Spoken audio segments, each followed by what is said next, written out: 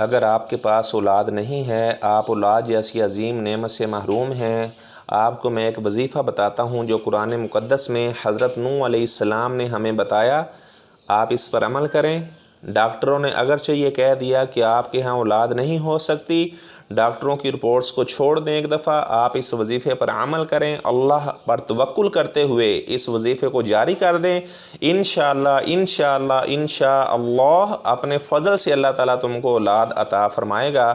اگر بیٹیاں ہی بیٹیاں ہیں، بیٹے کے طلبگار ہیں، تو اللہ آپ کو بیٹے عطا کر دے گا، ایک بیٹا نہیں بیٹے عطا کر دے گا۔ حضرت نوح علیہ السلام نے اپنی قوم کے لوگوں سے کہا تھا تم اللہ سے استغفار کر لو، گناہوں کی معافی مانگ لو، وَيُمْدِدْكُمْ بِأَمْوَالٍ وَبَنِينَ، اللہ تم کو مال بھی عطا کرے گا، اللہ تم کو بیٹے بھی عطا کرے گا۔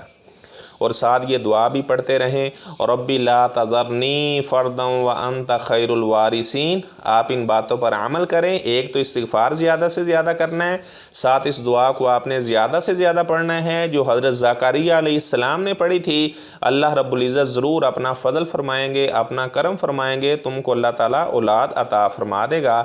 اللہ تعالیٰ جتنے بھی مسلمان بھائی بہنیں بے اولاد ہیں ان کو نیک صالح اولاد عطا فرمائے۔